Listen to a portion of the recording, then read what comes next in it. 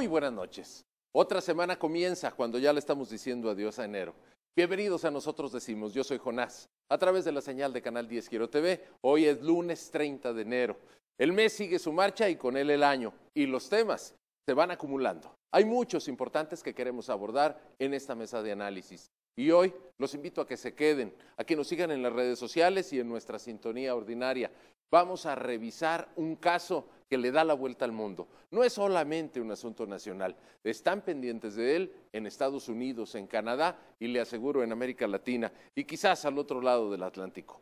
Le hablo del juicio en el que el acusado es Genaro García Luna.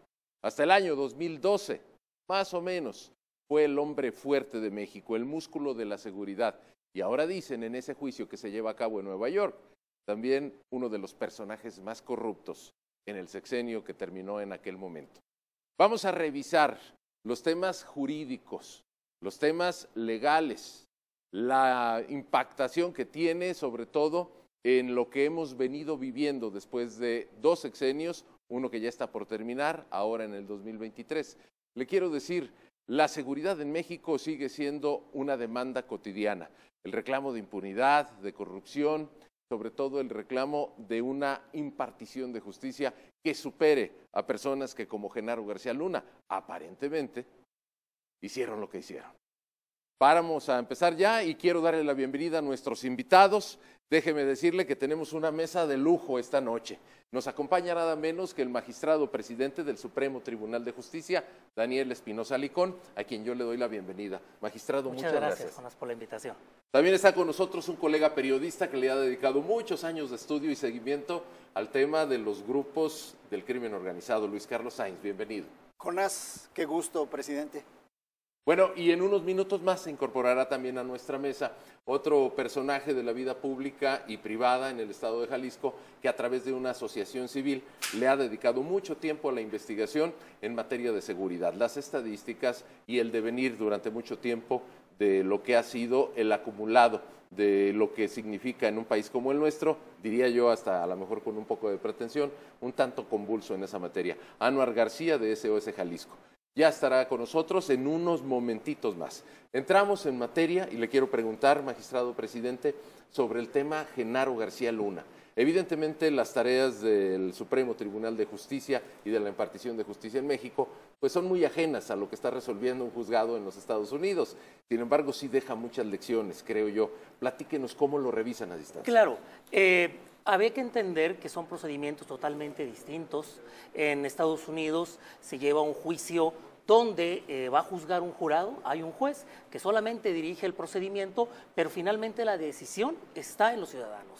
El decidir si es culpable o no culpable a partir de las pruebas que reciban, sobre todo de testigos colaboradores, una figura donde los norteamericanos han avanzado muchísimo y de hecho fueron los pioneros para que existiera una reforma constitucional en el 2008 y la Constitución regulara el criterio de oportunidad, donde podemos negociar con testigos a partir de información un beneficio que el Estado le pudiera dar en sanciones, en delitos, en reducciones y en fin. Esta figura de testigo colaborador es muy recurrente en los Estados Unidos de Norteamérica, figura que no tenemos nosotros. En México tenemos que no van a resolver testigos o no van a resolver jurados, sino jueces. Y entonces la forma de valorar el del jurado, que es testigos, ciudadanos y jueces, cambia. La figura del testigo colaborador se contempla, pero bajo una figura que se llama criterio de oportunidad, donde se da la posibilidad al fiscal de negociar con un imputado para que proporcione información y poder llegar a las grandes cabezas de organizaciones. Pero es una figura que no tenemos todavía regulada, que falta mucho por avanzar, que los testigos no quieren declarar por el miedo, porque no hay protección, porque no tenemos todos los mecanismos para consolidar esa figura. De manera tal que los resultados en la justicia en México y la justicia en Estados Unidos dista mucho de los resultados y bueno, los tenemos claros, ¿no? Quiero preguntarle, magistrado presidente, aprovechando la oportunidad, que lo hayan detenido en Estados Unidos y no se le haya detenido en México, ¿qué puede significar? Porque eso llama mucho la atención, pareciera que aquí no se ejerce el derecho. Tenemos un tema específico. Los norteamericanos nos ven como principales aliados económicos, pero también somos sus vecinos. Y como tal, en el país, pues hay que reconocer que se produce la droga, pero también sirve de puente de América Latina para que sea el trampolín para llegar la droga a Estados Unidos. De manera tal que ellos tienen los ojos muy bien puestos en el Estado mexicano y el delito y el delincuente en México. De manera tal que ellos están pensando en cómo contrarrestar el narcotráfico que se da en su país. De manera que voltean hacia el patio trasero de los Estados Unidos y ahí es donde encontramos que sus investigaciones son más técnicas, más profesionales, hay una inversión de dinero en la investigación y bueno, encontramos un resultado más eficaz. Ellos no es que estén investigando todos los delitos que ocurren en México, más bien los delitos que impactan en su nación. De manera tal que encontramos que los casos que se han llevado paradigmáticos de personajes mexicanos han sido por delitos que ellos cometen e impactan en los Estados Unidos. Bien, si me permite, magistrado presidente, Luis Carlos, muchos años de estarle siguiendo la pista a eventos que parecen aislados y que luego pueden tener puentes relacionados con otros. Ahora que decía el magistrado Espinosa Licón que han investigado las autoridades judiciales norteamericanas algunos delitos, me acordaba mucho de que justo un día antes de que asumiera Donald Trump, les pasamos al Chapo Guzmán. Hoy ya está condenado a cadena perpetua y vuelve a ser el mismo juez el que tiene en el banquillo de los acusados a Genaro García Luna. ¿Cómo revisamos esto? ¿Qué, digamos, permanentes tareas hacen los investigadores norteamericanos? Bueno, aquí hay que mencionar que son varios los narcotraficantes que han sido detenidos en México y extraditados a la Unión Americana. Incluso que aquí se les llegó a dar la categoría de testigos protegidos, como en el caso del grande de Sergio Enrique, ¿no? Pero que aquí todos los testimonios que él brindó no sirvieron para retener en la cárcel o obtener una sentencia condenatoria en contra de funcionarios de la propia ex Procuraduría General de la República o del Ejército Mexicano. Mucha gente fue encausada con los testimonios del grande, con la calidad de testigo o clave Mateo, y todavía a la fecha hay personas que no han sido sentenciadas en México porque ya no quiso declarar ni vía videoconferencia en la Unión Americana.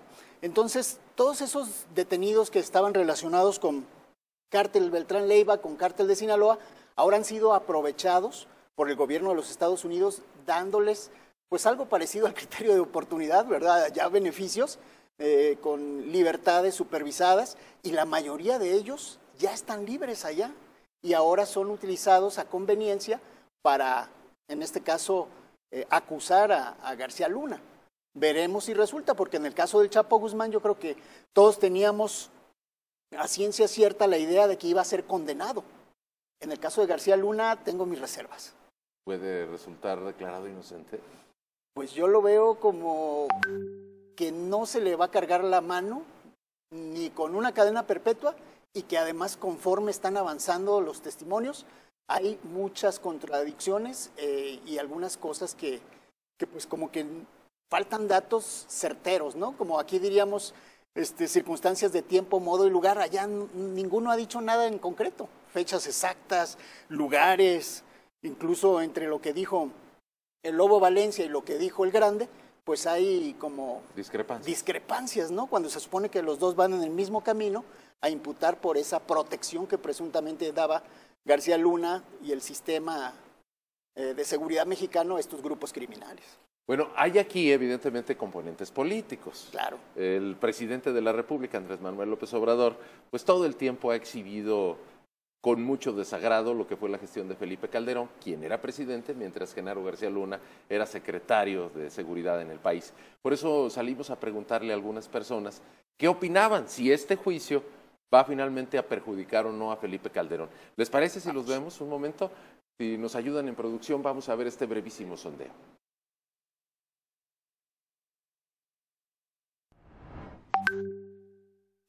Pues yo digo que sí, pues todos están relacionados todos los políticos, ¿no? Es los que, usted sabe que eso es la mera corrupción allá adentro.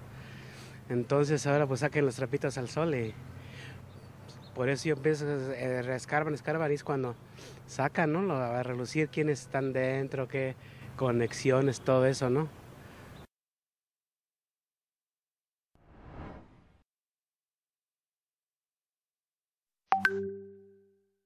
Debería, porque ni modo que él no supiera. Pues un presidente se supone que está enterado de todo lo que sucede en el país, para bien o para mal. Sí, sí le va a repercutir. Pues por los malos manejos que han llevado o que llevaron. Sí.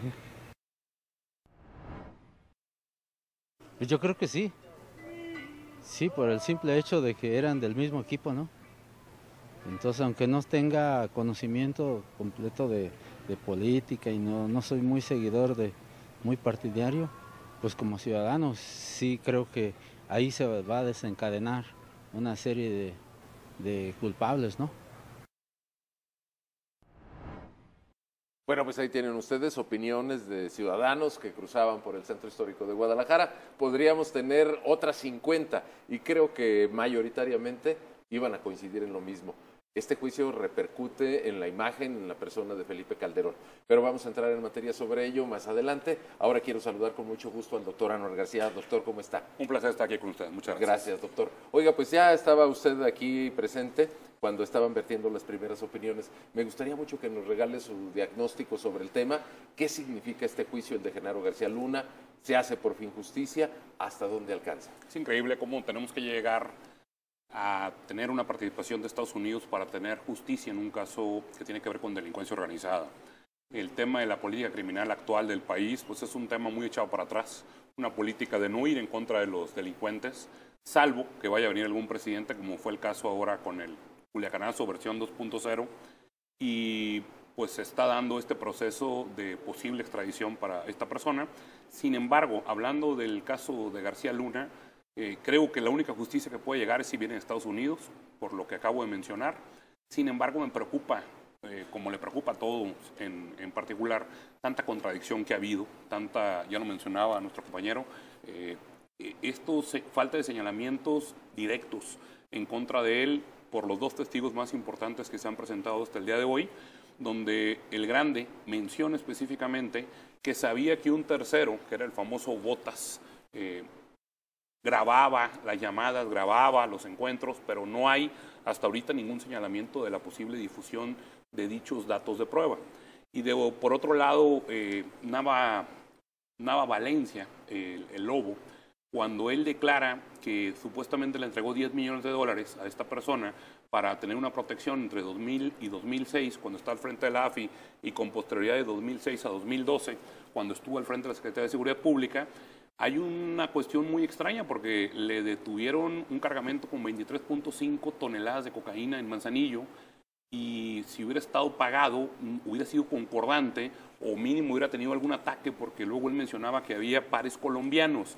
Todo esto hace presumir, recordemos que como bien señaló el magistrado presidente, quien resuelve es un jurado, no es un juez. Efectivamente, allá el juez solamente guía. Y el jurado debe de tener dudas respecto a la credibilidad de estos testigos que funcionan como colaboradores, pero que están dispuestos a decir lo que sea, contra quien sea, con la finalidad de que se les reduzca su prisión. Allá es mucho más benévolo el sistema judicial que en México, y las penas son menores. Entonces, creo yo que el jurado sí va a tener serias dudas, y vamos a ver, a menos que la Fiscalía aporte mayores datos, corren el grave riesgo de cometer un grave error y que quede impune incluso en Estados Unidos este tipo de delitos. Decía yo hace unos momentos que luego hay elementos políticos que inciden, al menos en la opinión pública aquí en México, porque aquí no lo están enjuiciando.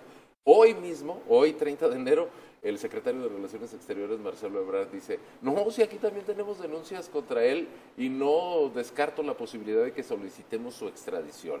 Eso tiene fundamento porque hasta antes se había hablado de que no había procesos en contra. Sí. Es un tema curioso, el tema del enriquecimiento ilícito que le están atribuyendo ya había sido rechazado por falta de elementos. Es un delito que no trae prisión oficiosa, con el cual él pudiera obtener alguna medida cautelar distinta a la prisión, a menos que se lograra justificar.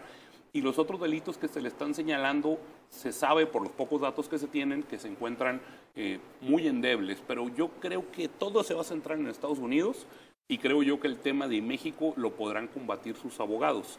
El tema otra vez de la justicia en México, cuando se trata de un tema de delincuencia organizada, estamos muy atrás. Y, pues bueno, ahorita creo yo que nos tendríamos que centrar un 98% en lo que está sucediendo en Estados Unidos. Doctor Anuar García, Luis Carlos Sainz, magistrado presidente Daniel Espinosa. Amigos, voy a hacer una brevísima pausa. Regresamos a Nosotros Decimos. Vamos a revisar, si nos permiten, y con toda la brevedad que amerita el caso, ese trayecto de la historia de nuestro país en el que Genaro García Luna se convirtió pues, rápidamente en el hombre fuerte de la seguridad, o de lo contrario. Aquí tengo a nuestros invitados, regreso con ustedes.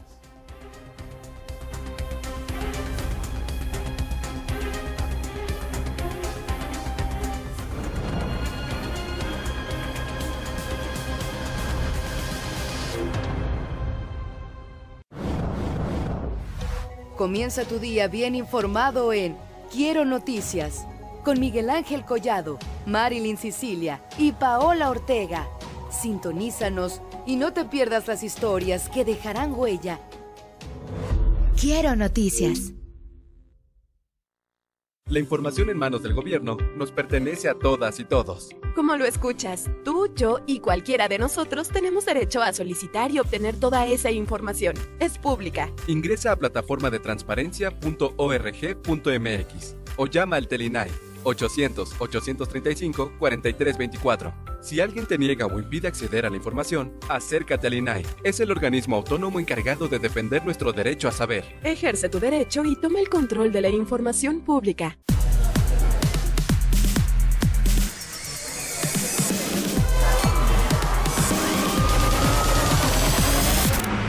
El cristal te acaba muy rápido. Quita el hambre y el sueño provocando alucinaciones y psicosis. Es muy agresivo para el cuerpo y la mente. Ahora el narco añade fentanilo para engancharte desde la primera vez. Y el fentanilo mata. No te arriesgues. Si necesitas ayuda, llama a la Línea de la Vida, 800-911-2000. Gobierno de México. Siempre contigo. Espectáculos, moda, música y belleza. Por Quiero TV, Canal 10. Quiero entretenimiento. Cuando descubres eso que te mueve, nada te detiene. Porque es bien chido encontrar nuevas formas de explotar tu curiosidad. Qué chido es bailar con tu música favorita. Qué chido es echar la reta en familia. Qué chido es convivir con tu familia y que te escuchen. Lo que no está chido es beber alcohol siendo menor de edad. Consejo de la Comunicación, voz de las empresas.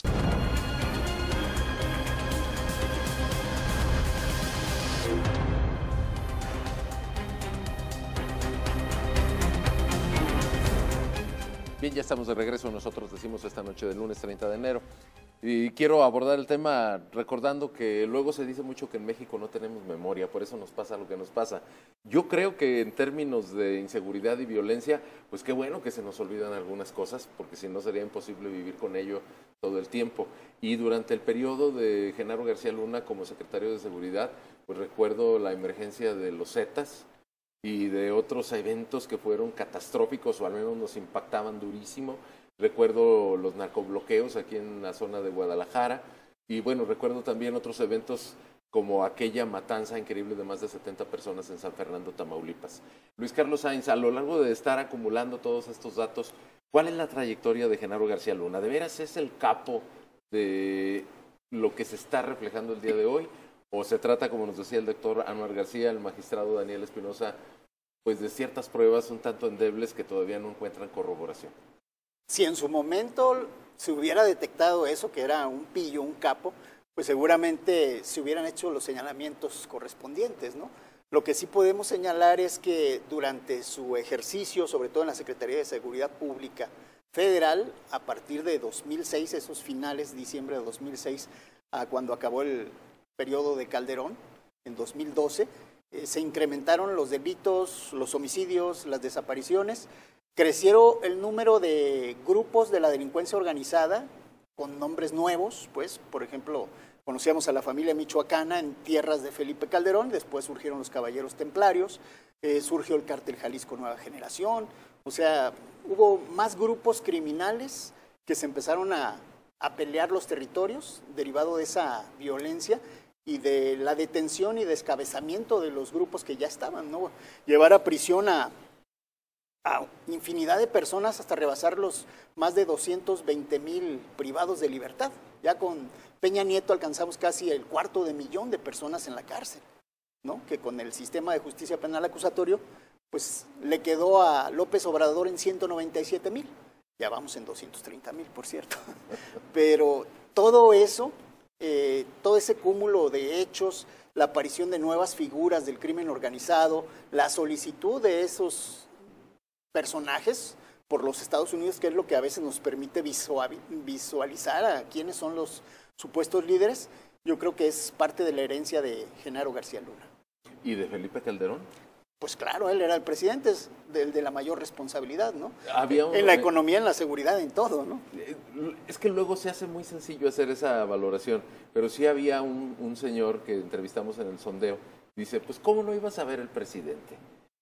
¿Qué opina Luis Carlos Sainz, el periodista? ¿De veras Felipe Calderón, como ha dicho Margarita Zavala, no se daba cuenta? Yo creo que sabes todo, ¿no? O sea, independientemente de que tu secretario de Estado en X tema se maneje por la libre, pues se da cuenta la gente. O sea, el mismo personal de seguridad y gente que tienes tú de confianza en las diversas dependencias, porque no es nada más nombrar un secretario, también te nombro un subsecretario de mi gente y te nombro un montón de personas, ¿no? Entonces yo pienso que no podría estar García Luna operando por la libre totalmente sin reportarle novedades y sin que también el entonces presidente se diera cuenta. Sí, porque además pues no vivía en una burbuja, hay todo un equipo de gente. Porque además sí se mencionaban cosas, o sea, ya se hablaba de, pues eso mismo que hoy se refleja en las series, eran los rumores de aquel entonces. En las series televisivas. Magistrado presidente Espinoza Licón, déjeme preguntarle ahora en términos así muy jurídicos.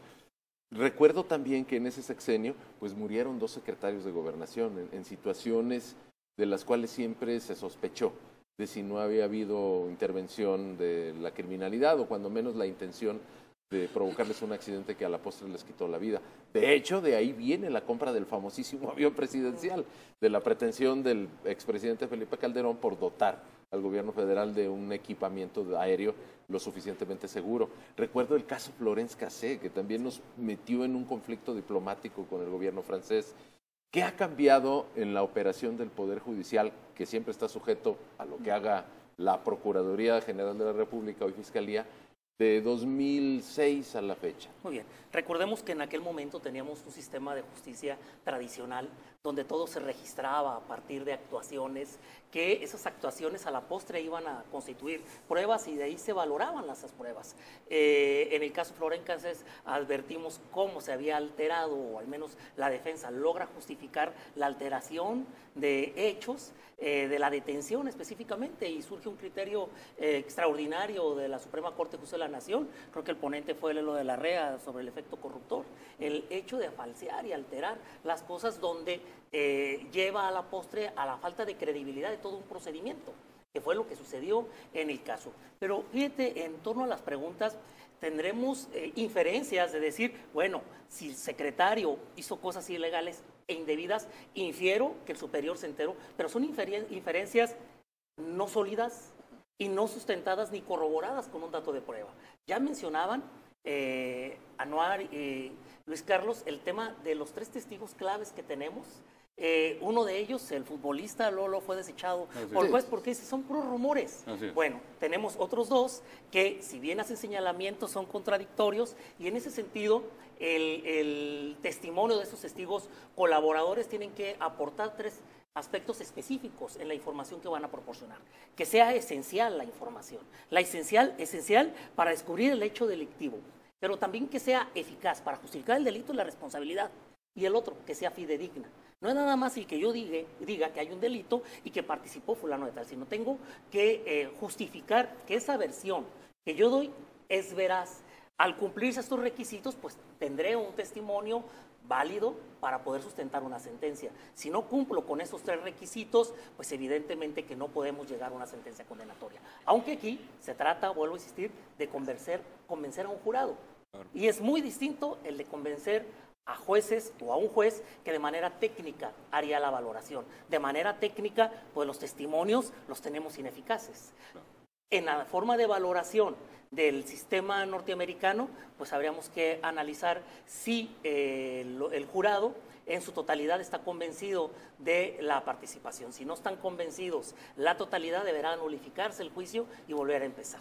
Si están todos convencidos de absolver o condenar, pues emitirán la sentencia, pero a partir de una íntima convicción. Un sistema muy distinto al que nosotros tenemos. Déjeme preguntarle, y hasta con ingenuidad, magistrado, ¿se hace mejor la justicia en Estados Unidos?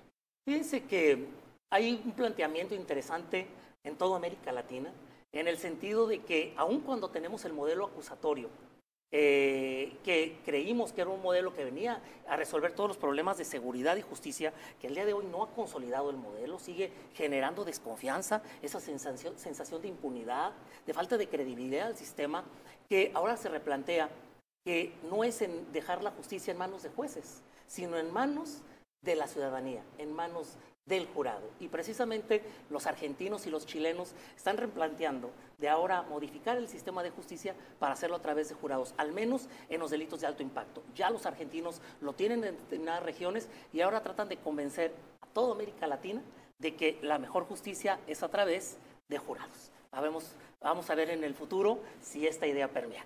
¿Usted qué opina? Bueno, yo creo que en el tema de credibilidad, en el tema de generar confianza, ha funcionado, porque no se cuestiona al juez. Fue ciudadanos comunes y corrientes los que fueron a escuchar las pruebas y decidir si estaban convencidos o no sobre la culpabilidad o no culpabilidad de una persona, y finalmente se tacha menos de corrupción, porque no se pudo convencer a 12 ciudadanos de resolver contrario a las pruebas que vieron, escucharon y analizaron. Bueno, hay muchas historias cinematográficas que nos hacen entrar en duda. Doctor Anuar García, la misma pregunta. Derivamos un poco con el caso García Luna en el sistema de justicia. Para un abogado que constantemente está representando intereses particulares ante nuestros juzgados, ¿es mejor nuestro sistema judicial? Creo que es diferente, como bien mencionaba el magistrado presidente. Es muy diferente por cualquier cantidad de situaciones. Primero que nada, aquí los jueces pues son técnicos, entienden perfectamente el fondo del asunto y creo que en muchas ocasiones sacan resoluciones más justas, porque obviamente los otros son ciudadanos, se dejan llevar por la empatía, se dejan llevar por los sentimientos, se dejan llevar por lo que ellos desde su leal saber y entender consideran justo o injusto, y creo que eso en ocasiones llega a ser un grave riesgo. Hemos visto casos en Estados Unidos, incluso de cadena perpetua, o que los han condenado a muerte en algunos estados, donde las personas luego se demuestra con pruebas posteriores de ADN, por ejemplo, que no cometieron el delito por el cual fueron juzgados. Creo que ese es un riesgo grave por el cual yo no estaría de acuerdo en que fuera un jurado el que estuviera llevando a cabo este tipo de asuntos, además de que con la alta inseguridad que se vive en México, creo que serían fáciles de presionar por medio de sus familiares dichos jurados para que emitieran una resolución en tal o cual sentido. Ya existen una serie de protocolos para proteger a los jueces aquí en México que no son suficientes, pero ahora imagínate tener ciudadanos comunes. Creo que sería un tema bastante complicado. Lo que sí creo que en un momento dado es efectivamente que hay menos corrupción por el hecho de que sean ciudadanos y es más eficiente la protección de los mismos en Estados Unidos, pero no creo que sea el caso en México. Y creo que en caso de que se implemente lo que usted mencionó, pues ya estaríamos hablando de eso más adelante. Muy bien. Tengo que hacer una nueva pausa. Estamos charlando esta noche aquí en la mesa de Nosotros Decimos con el presidente del Supremo Tribunal, Daniel Espinosa, con el periodista Luis Carlos Sainz, con el doctor en Derecho y especialista en temas penales, el doctor Anuar García. Ya regreso.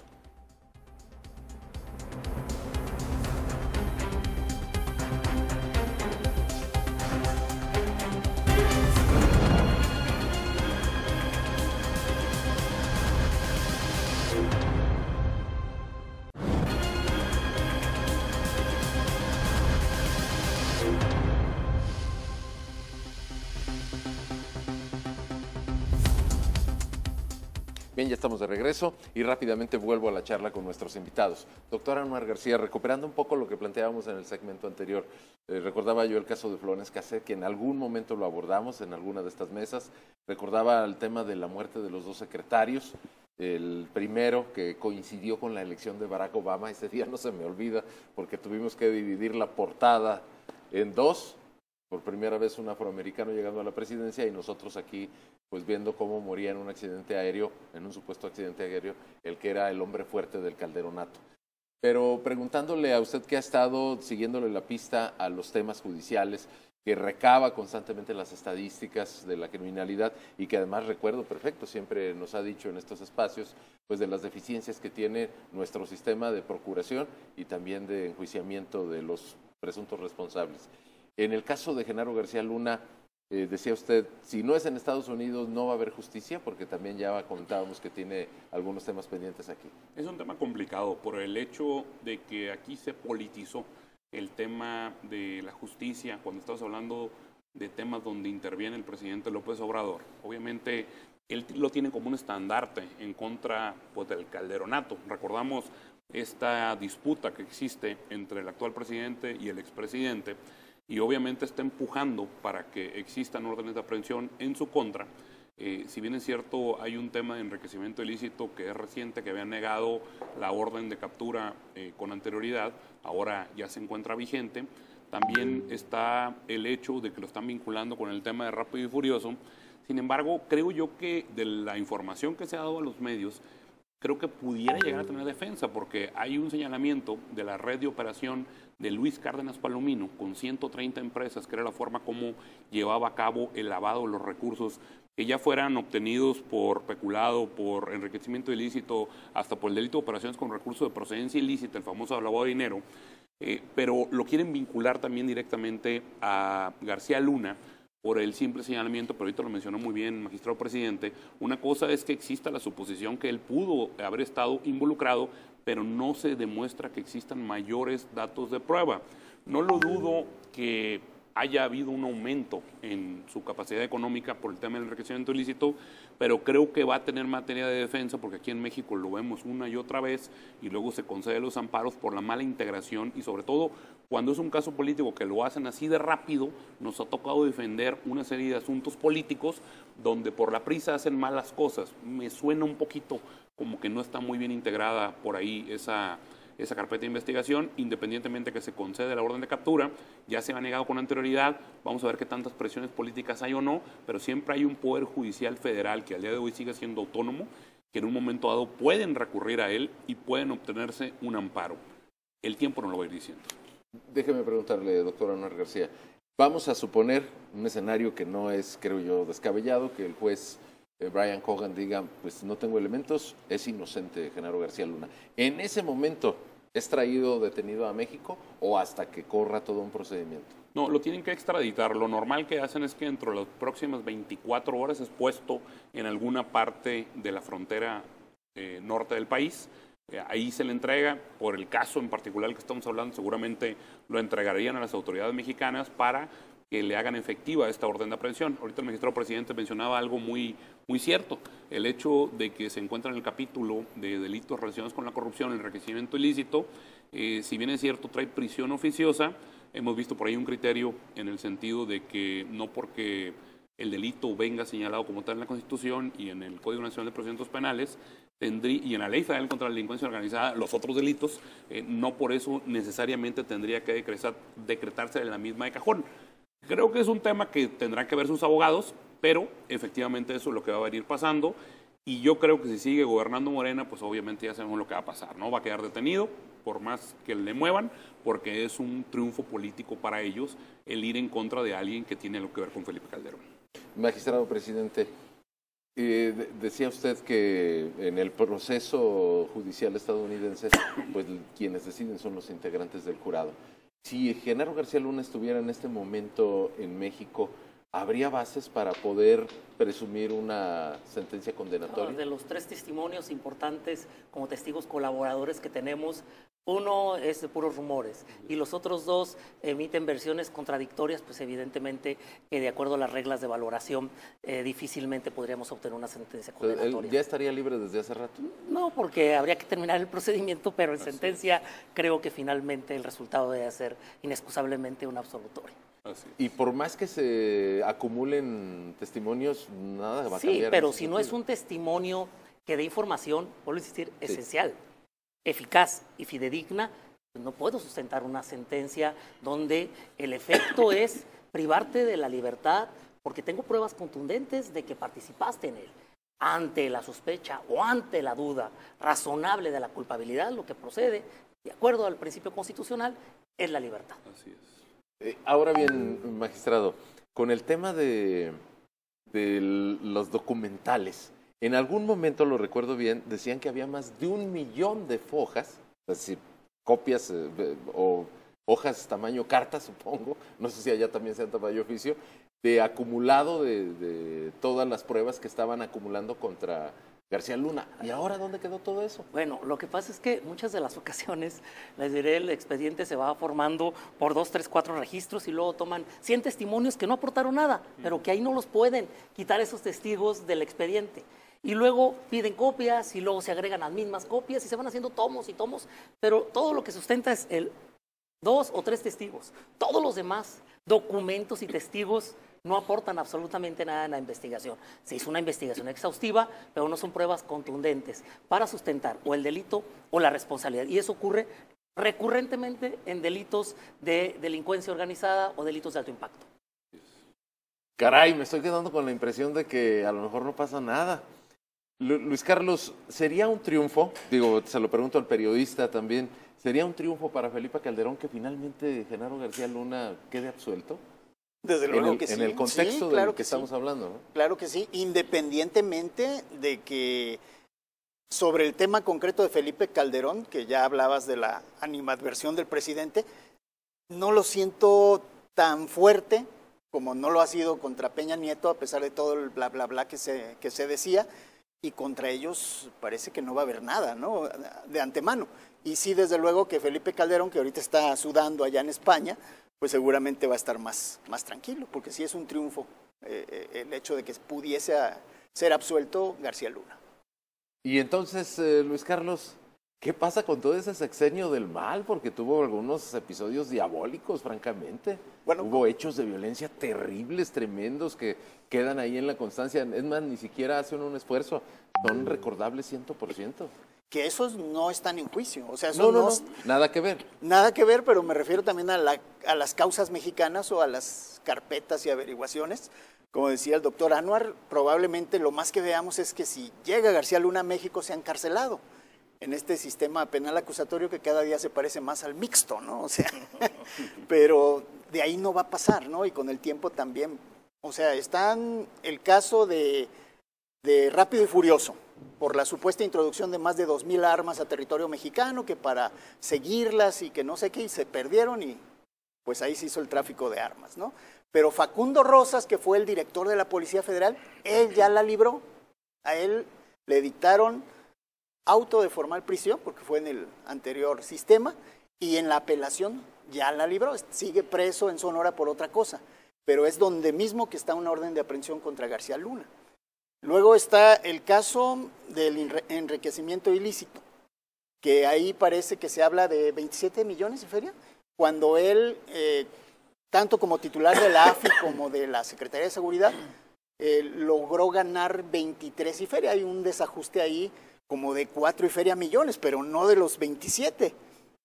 Y luego está el asunto de la corrupción en los contratos para concesionar los penales federales, ¿no? Que es un lastre a la fecha y que se han tenido que cerrar algunos para llevar esos presos a los lugares donde ya se estaba pagando de antemano su manutención. A pesar de que no haya presos, se pagan las comidas completas de la capacidad completa, ¿no? Un contrato de 20 años y en unos casos creo que hasta más, con las empresas privadas. Pero eso no necesariamente es un delito. No necesariamente. No necesariamente es un delito.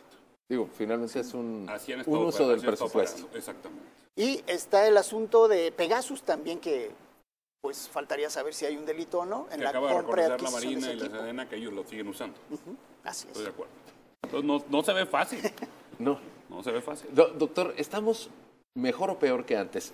Siempre partiendo del sexenio en el que el señor García Luna fue secretario de Seguridad. Actualmente, sí, en materia federal, muchísimo peor. Porque el gobierno federal ha retirado recursos importantes al tema de seguridad.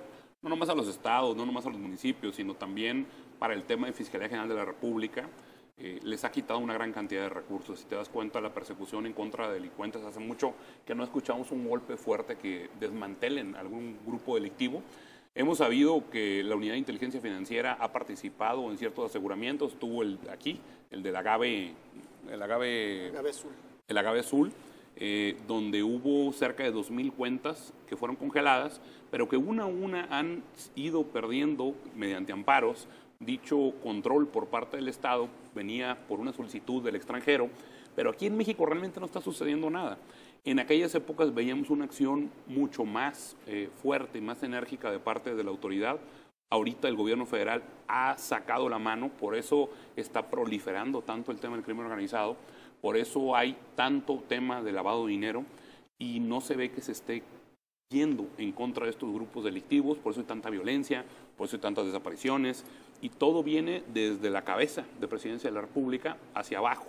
Si tomamos en cuenta que el mismo fiscal general de la República van y lo operan, su vida corre peligro, nadie está enterado, se hace una mala información y se creía que hasta había fallecido y nadie dice nada y resulta que no, que se está recuperando en su domicilio de una operación de columna. Ahí te das cuenta cómo ni siquiera hay esa información, hay problemas entre las diferentes secretarías, Marina, Sedena, con FGR, todo el mundo desconfía de todo el mundo, ya lo vimos con los Guacamaya Leaks. Entonces nos damos cuenta que las cosas están muy echadas para atrás. Es muy complicado ahorita acceder a la justicia en Fiscalía General de la República. Todos los delitos que tienen que ver con delincuencia organizada es muy complicado que tengan el apoyo también y tiene todo que ver con la política criminal del actual gobierno. Salvo, como lo mencioné al principio, que venga Biden otra vez y que tengas que entregar algún capo para lograr que aterricen en el AIFA o cualquier otro pretexto que tú tengas para que el presidente se encuentre tranquilo. Pero esto tiene que cambiar porque ya el nivel de inseguridad que estamos viviendo por esta falta de decisión del gobierno federal, pues lo vivimos todos los días en todo el país, cosa que antes no sucedía. Bien, tengo que hacer una pausa, si me permiten, rapidísimo. Vamos al corte y regreso a nuestro segmento final para hacerle preguntas de otra naturaleza a nuestros invitados, que están ligados con lo que nos convidó el día de hoy, el caso García Luna, pero que nos obliga a pensar en lo que vivimos en el día a día. Ya vuelvo, esto es Nosotros Decimos.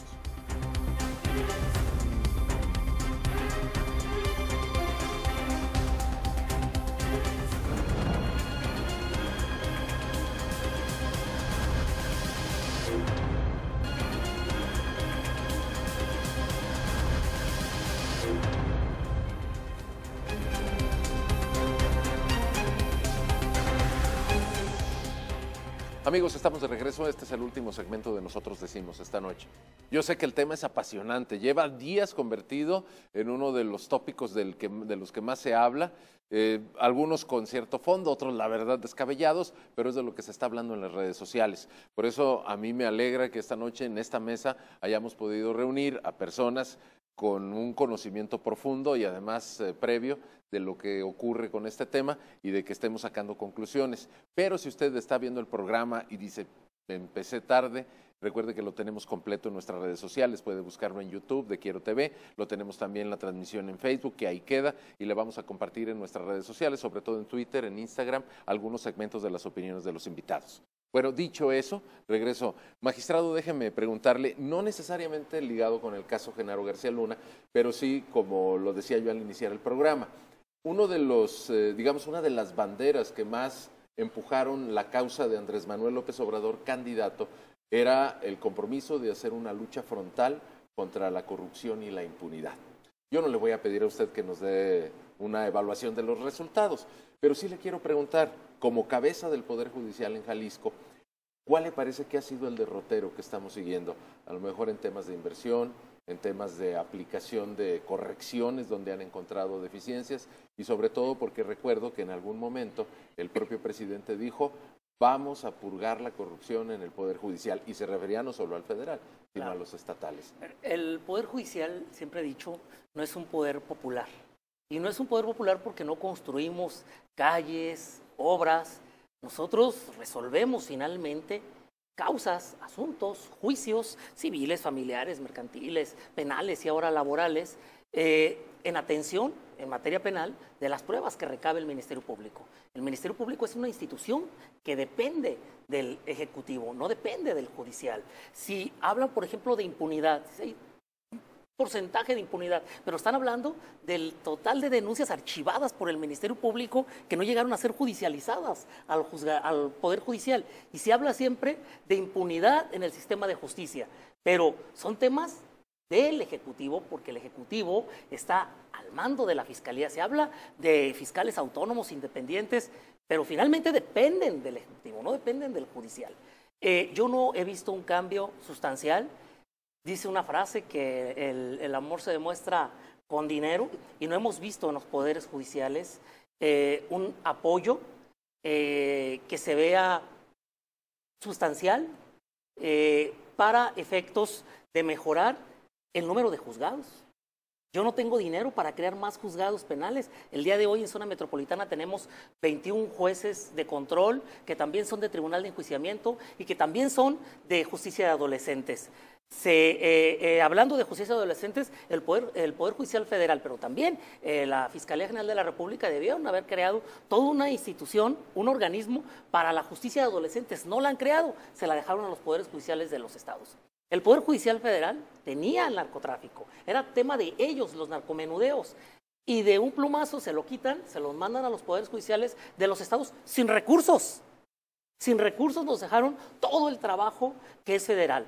Dirán, pues es narcomenudeo. Sí, pero atrás del narcomenudeo, ¿qué hay? Hay crimen organizado, hay la venta, distribución de la droga, el tema de proteger la tiendita de venta, y todo eso es crimen organizado.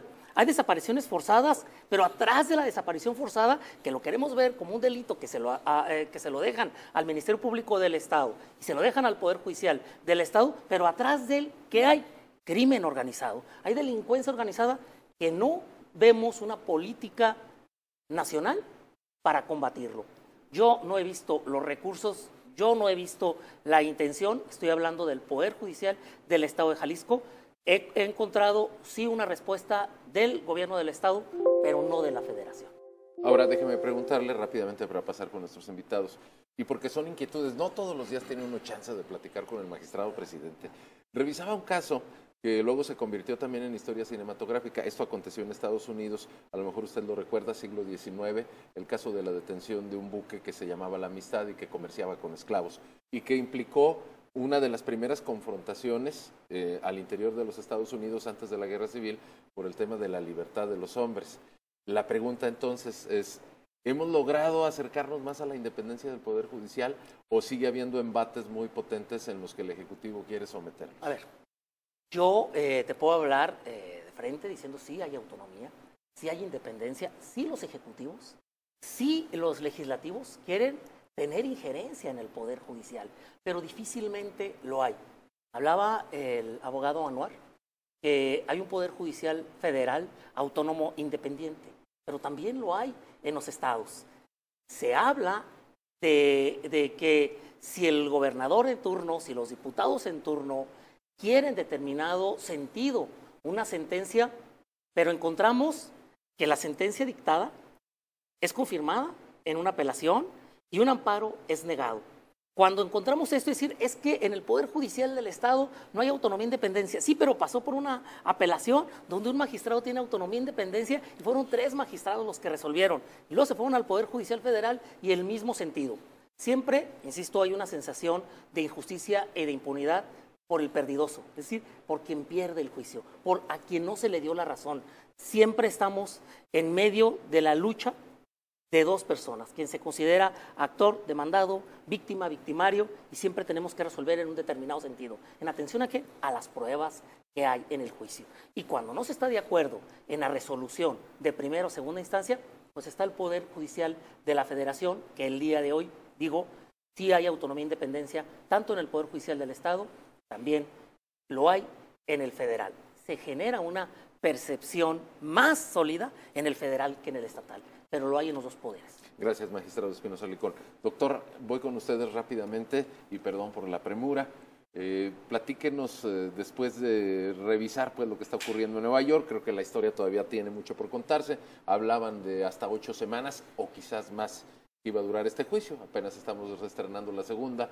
¿Qué es lo que se debe esperar como testigos a distancia? Es muy probable que se vayan a abrir documentos o grabaciones que eso le daría una gran solidez al caso, a la acusación en contra de Genaro García Luna. Recordemos que cuando fue detenido Arturo Beltrán Leiva, hubo una gran cantidad de información que le fue tomada por parte de la Fiscalía General de la República, entonces Procuraduría General de la República.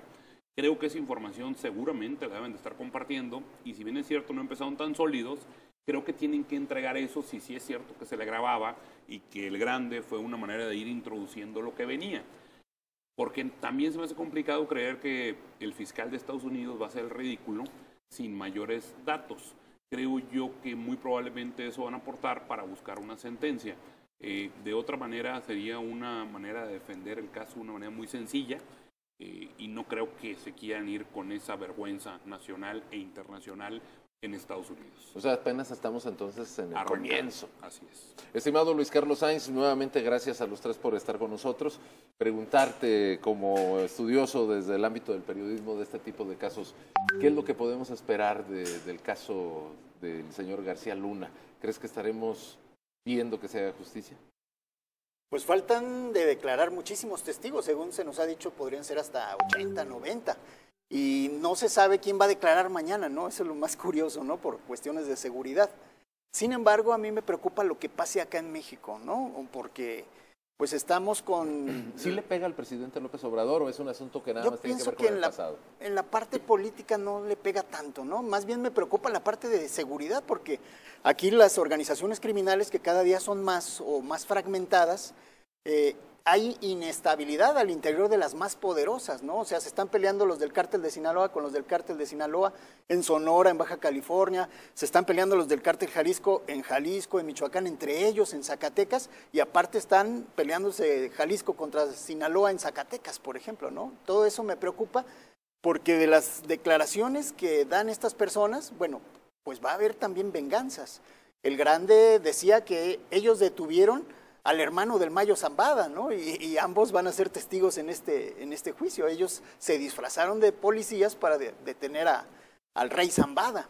Entonces, cosas como ese tipo, que a lo mejor ya las sabían al interior de las organizaciones, más otras más, puede traer una serie de convulsiones violentas aquí en México, ¿no? Digo que finalmente estos grupos delincuenciales pues tienen su propia lógica y razonamientos, y este hecho de tomar venganza pues es el riesgo que nos tiene a todos sujetos, ¿no? Es que están afectando a la población, cosa que antes decían, es entre ellos, que es parte de la justificación gubernamental, ¿no? Pero se están matando entre ellos, ya no están entre ellos, ¿no? Ya con retenes en las carreteras, si pasas por un territorio que está en conflicto, pasar por Teocalticho, o sea, puedes desaparecer ahí, ¿no? Bueno, ahí está el caso de las hermanas Márquez Pichardo, ¿no? Exactamente, o sea, a eso me refiero, que es un riesgo de que esto pues se ponga peor, ¿no? Bueno, pues les agradezco mucho, doctor Anwar García, Luis Carlos Sainz, maestro, magistrado presidente, amigos que nos acompañan, les agradecemos mucho. Sé que el tema queda así como y luego, pues sí, luego aquí nos seguiremos viendo, porque como le decía y nos participó el doctor Anwar García, quedan muchísimos documentos y además decía Luis Carlos, muchos testigos por desahogarse. Seguiremos siendo pues atentos a distancia de lo que está ocurriendo allá en Nueva York. Esto fue Nosotros Decimos esta noche del lunes 30 de enero. Yo les agradezco, nos vemos en la próxima.